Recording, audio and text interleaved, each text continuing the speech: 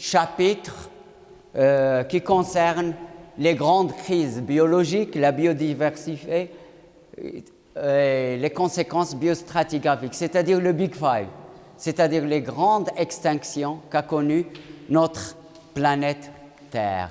C'est-à-dire à un moment donné, les dinosaures, que ce soit les volants, que ce soit ceux qui sont terrestres, etc., qui marchaient, etc. À un moment donné de l'histoire de la Terre, il y avait une grande météorite qui est tombée sur la Terre et a creusé un grand cratère. Et c'est de là que commence le plus grand problème qu'a connu la planète Terre.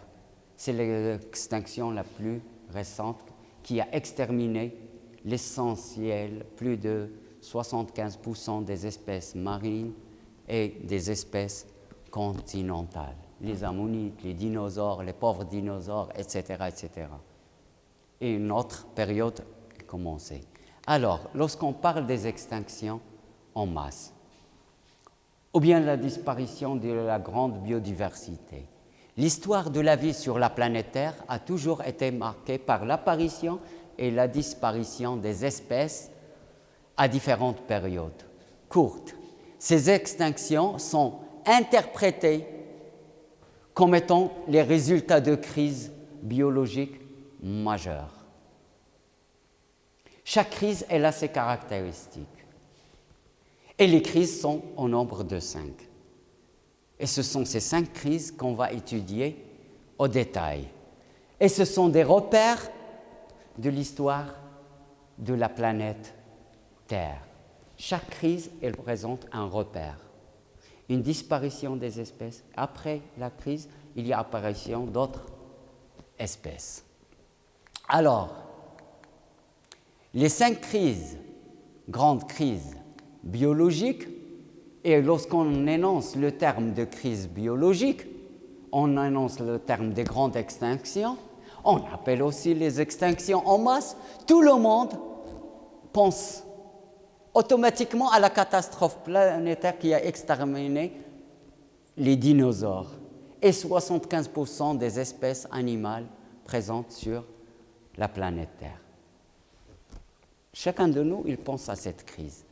Les dinosaures et les systèmes du Trias, Jurassique, Crétacé, parce qu'ils ont vécu pendant Trias, Jurassique, Crétacé, ou les 3 termes, c'est l'ère secondaire, ou bien ce qu'on appelle aussi l'ère mésozoïque. Donc, au cours des dernières décennies, certains films, comme le film de Steven Spielberg, le film Jurassic Park, qui a été très médiatisé par la presse, par les films, etc., etc., il a formé une sorte de dinomania. Tout le monde commence à connaître les dinosaures, comment ils ont vécu ces dinosaures, comment ils marchaient, comment ils mangeaient, comment la prédation, comment ils vivaient ensemble, les autres êtres vivants qui ont vécu avec les dinosaures. Ma grand-mère, votre grand-mère elle connaît le dinosaure. Votre petit frère, il commence à connaître les dinosaures. Tout le monde commence. C'est-à-dire, on a fait une sorte de dénomania par ce film-là, qui a été une première, et avec une consultation avec les grands chercheurs et les grands paléontologues qui ont étudié ces dinosaures. L'hypermédiatisation, ça a fait de cette époque géologique pour conséquence une relance indéniable des recherches scientifiques. Bien sûr, une fois il y a une dinomania, alors la recherche scientifique, la curiosité scientifique, si j'ose dire, cette curiosité, elle devient encore de plus en plus. Donc, il intéresse un très grand public. Cette extinction a donc été la plus étudiée. Elle est plus récente, c'est la plus récente. C'est la dernière des extinctions, on va voir. La deuxième des choses, on a trouvé beaucoup de fossiles. Alors, les thanatocénoses, les taphocénoses, les biocénoses, etc., leur étude, elle était encore plus aisée. Et c'est la plus connue. Il y a aussi les relations des raisons géologiques, parce que la chronologie, comme je viens de dire, les terrains sont les plus récents par rapport aux autres extinctions. Alors, contrairement à la théorie évoquée par Darwin, qu'on a vu dans les autres chapitres, qui disait que l'histoire de la Terre est une suite progressive d'événements, c'est ce qu'il a dit, Darwin, on peut aujourd'hui, avec le développement de la science, affirmer que c'est plutôt une suite sporadique d'événements brutaux, avec plusieurs extinctions et des disparitions, mais les extinctions ne sont pas très nombreuses, comme il prévoyait.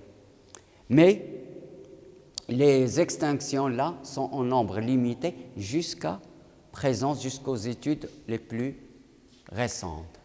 Alors, parmi toutes les extinctions, certains étaient, il y a deux types d'extinctions, les extinctions modérées, lorsqu'on parle d'extinction modérée, à moitié, il y a 15 à 40% d'espèces qui vont disparaître.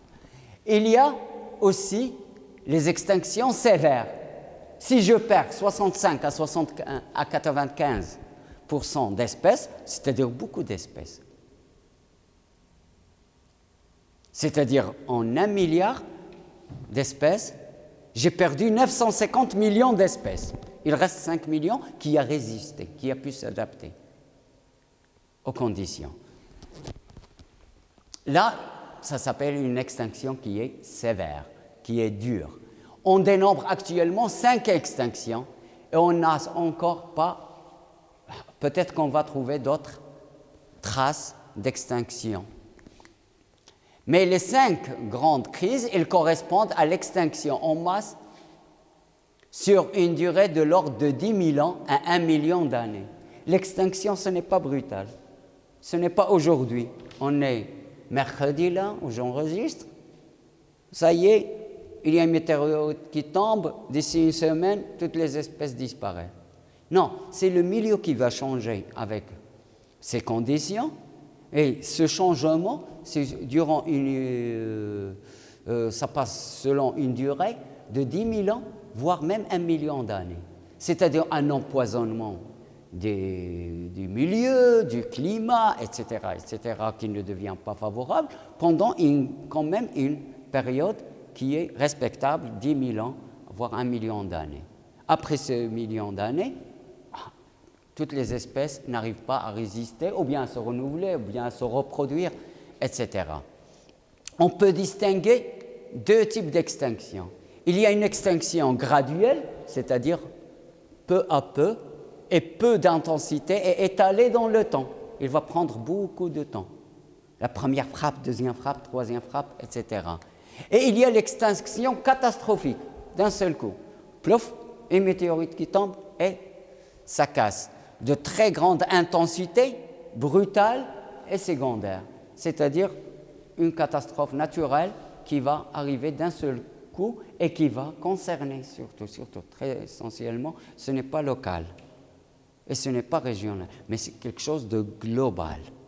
Ce n'est pas local, une petite région. Ce n'est pas régional, de grandes régions, beaucoup de pays, etc., de zones. Mais à l'échelle planétaire. C'est ce qu'on appelle le Big Five. Il y aurait donc une très grande crise à la fin du Permien. Le Permien, c'est l'étage à la fin de l'ère primaire. À la fin du Permien, c'est la grande crise, c'est à peu près 245 millions d'années. Il aurait fait disparaître 95, c'est-à-dire catastrophique, c'est-à-dire sévère, des espèces d'animaux marins et plus de 90% de familles d'animaux terrestres. Ça, c'est la plus grande crise, la crise la plus sévère. Mais on peut observer 4 autres crises. La fin de l'Ordovicien, vers 435 millions d'années, 33% de familles d'animaux marins qui ont disparu. C'est-à-dire que c'est une crise qui est modérée. Alors l'Ordovicien, c'est dans l'ère primaire, le paléozoïque, qu'on appelle le paléozoïque, et exactement dans le paléozoïque inférieur. Le paléozoïque, il y a le cambrien, l'ordovicien, le silurien, le dévonien, le carbonifère et le permien avec la crise la plus catastrophique. Maintenant, on va commencer avec la plus ancienne, le permien. Il faut dire que la plus grande expansion des êtres vivants, c'était pendant le premier étage, c'est le cambrien. À la fin du dévonien, c'est-à-dire le paléozoïque supérieur, toujours dans l'ère primaire, le paléozoïque, 22% des familles d'animaux marins qui vont disparaître. Là, on rentre, donc ce sont 1, 2, ordoviciens, dévoniens, puis celle la plus catastrophique, troisième, c'est au permien. Les trois dans l'ère primaire. 3 extinctions dans l'ère primaire. On passe à l'ère secondaire. À la fin du Trias, vous vous souvenez, le Trias, c'est là où il y avait expansion de l'Atlantique, la Pangée, la dislocation du supercontinent. À la fin du Trias, 55% de familles d'animaux terrestres et 22% d'animaux marins. L'extinction, regardez, elle n'intervient pas seulement un milieu sans l'autre. Ce sont des extinctions globales, le milieu marin et le milieu continental. Et puis, celle à la limite Crétacé-Tertiaire, ce qu'on appelle la limite KT. Cette limite KT, elle, vers 65 millions d'années, qui fait disparaître 75% d'animaux terrestres et 15% d'animaux marins. Détaillons maintenant l'ordre chronologique de ces 5 extinctions en masse. Au cours de l'Ordovicien, on observe un fort développement des nautiloïdés, que vous avez vu dans le TP, qui sont des prédateurs. Parallèlement, il y avait les trilobites qui acquièrent une faculté d'enroulement. Ils vont s'enrouler, c'est-à-dire c'est une forme d'adaptation et qui semble une réponse à la nouvelle prédation. Il y avait donc, on a parlé déjà des relations intraspécifiques et interspécifiques. Donc, déjà la prédation, c'est soit il pourrait être intraspécifique et interspécifique. Alors, il y avait des plateformes corallières, les coraux. Et ces plateformes corallières, elles permettent également une fixation du gaz carbonique atmosphérique, etc. À la fin de l'Ordovicien, vers les environs de 430 à 435 millions d'années, un tiers de la faune s'éteint, disparaît. Particulièrement les coraux, les graptolites d'eau chaude. Je parle de l'eau en milieu marin. L'eau chaude, ce n'est pas l'eau de Sidi Hawazm ou bien Moulay Yaqoub. L'eau chaude, le milieu marin, il y a des eaux froides et des eaux chaudes. La Méditerranée, les eaux de la Méditerranée sont plus chaudes que les eaux de l'Atlantique, qui sont remplacées par des faunes de froide, c'est-à-dire une adaptation entre les faunes qui n'ont pas résisté à l'eau chaude, ils vont disparaître. C'est-à-dire la création d'une nouvelle espèce selon le milieu, selon sa faculté d'adaptation. Ce fait, on observe également les brachiopodes. Cette crise, elle pourrait être due à la phase de glaciation. Donc, on souligne la phase de glaciation pour l'Ordovicien. Mais quand même, il n'y avait pas que la phase de glaciation. Quelques anomalies des dépôts contemporains de la crise, on a trouvé une importante teneur en iridium. On a trouvé des traces glaciaires à l'Ordovicien et même dans la région, même au Maroc. Il y avait un milieu périglaciaire. On a trouvé dans des grès de l'Ordovicien, dans la région de Khnefa, il y a des dépôts et des traces de dépôts périglaciaires, ce n'est pas vraiment glaciaire. L'Ordovicien, le climat il était vraiment très froid, il y avait beaucoup de glaciers. Mais pas seulement ça, il y avait une teneur importante en iridium. L'iridium, il est radioactif.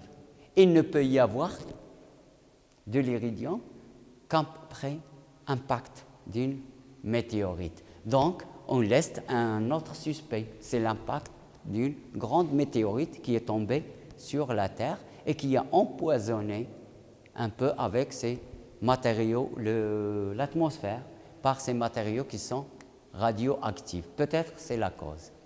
À la fin du Dévonien, vers 365 millions d'années, l'écosystème récifal qu'on a vu dans l'Ordovicien, il a été atteint. C'est-à-dire qu'il ne trouve pas les mêmes conditions des milieux qu'il a trouvées dans l'Ordovicien. Les récifs, ils vont disparaître et ils ne vont pas disparaître d'un seul coup, ils vont réapparaître pendant le Trias. Cette fois, les stromatospores, certaines espèces, Rugosa, Tabulata, etc., mais par les coraux des scléoractiniens et des calcispongiaires qui vont vivre. Les poissons marins sont affectés. Donc cette extinction, elle a affecté plutôt les milieux marins, alors que ceux d'eau douce sont moins. C'est-à-dire le milieu marin, il est plus affecté que le milieu continental. Peu de trilobites survivent. Les trilobites, ils apparaissent pendant le début de l'ère primaire. Donc, Cambrien, pendant l'Ordovicien, le Silurien, le Dévonien. Mais on ne trouve pas beaucoup de trilobites pendant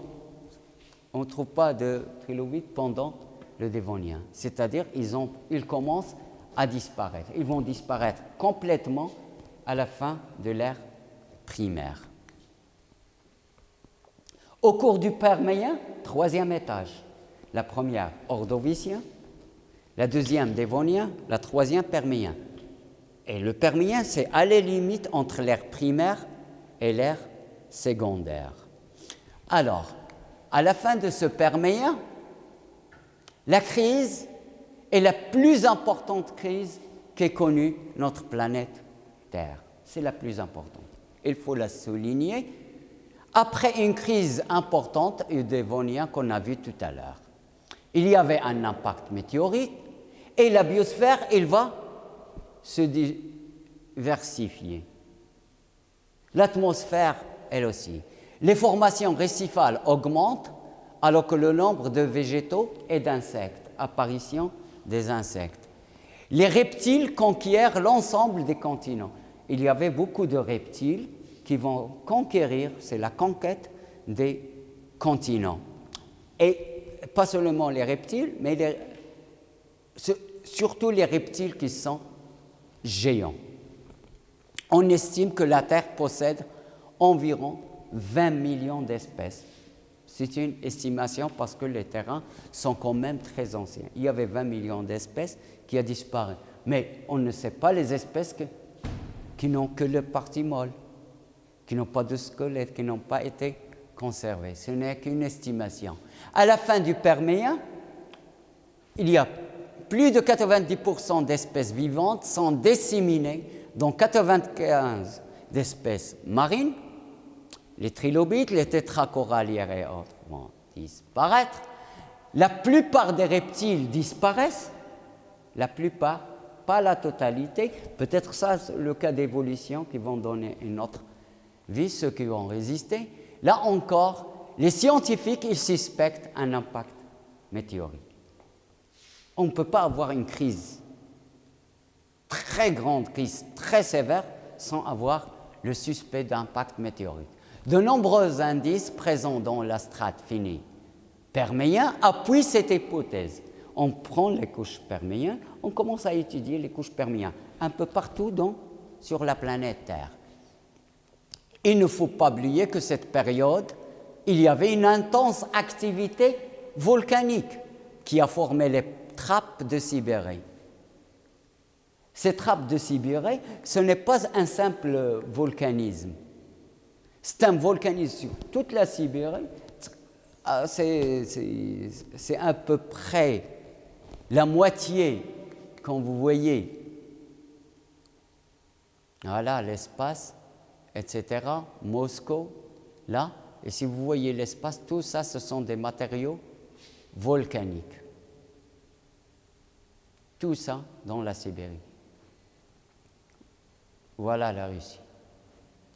Alors, il faut estimer combien de matériaux volcaniques avec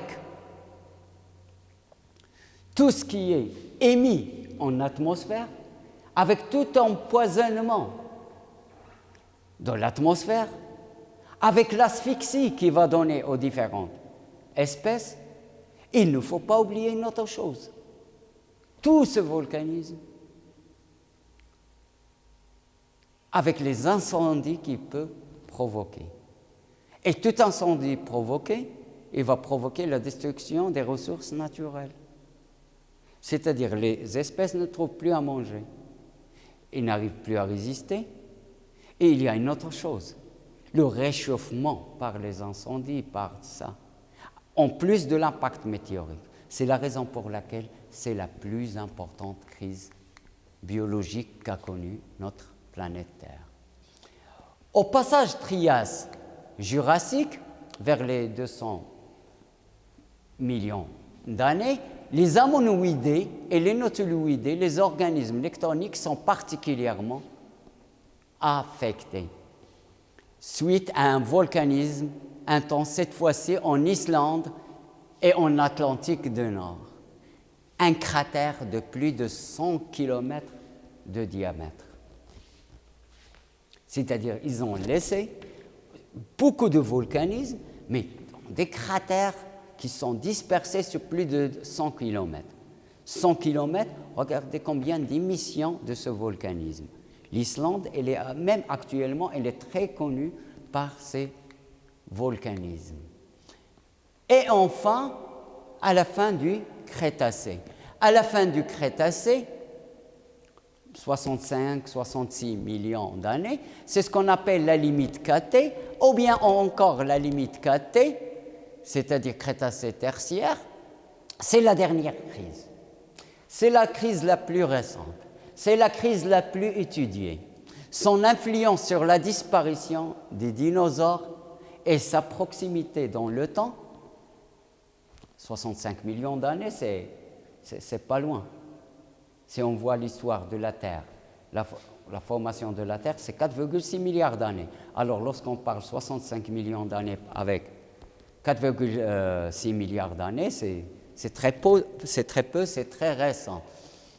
On observe une extinction brutale, d'un seul coup, des dinosaures, des foraminifères et des ammonites. Les ammonites en milieu marin et les dinosaures en milieu continental. Des bélimnites, avec eux aussi certains planctons marins, des ridis et presque les habitants du fond marin ont survécu.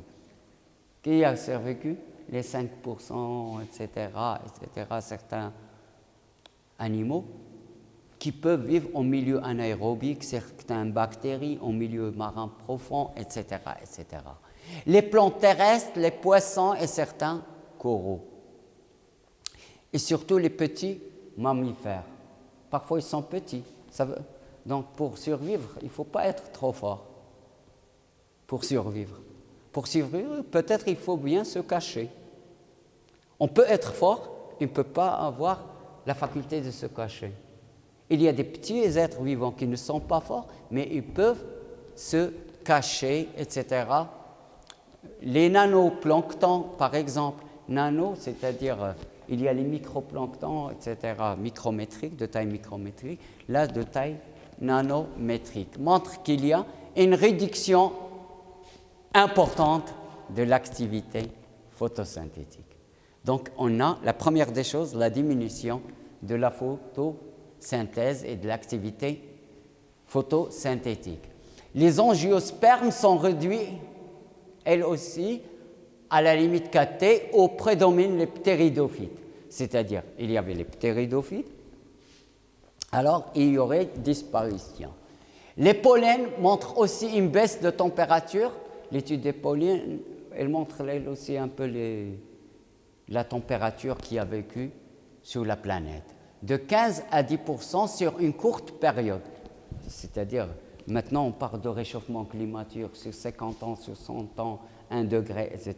Lorsqu'on parle de 10 degrés, 15 degrés, là ça affecte grandement la Terre. Puis au contraire, une hausse de température d'environ 5 degrés sur une petite période, c'est grave, à l'échelle de la planète. La strate qui termine l'étage du Crétacé sont différentes des autres strates et des autres couches qui les entourent.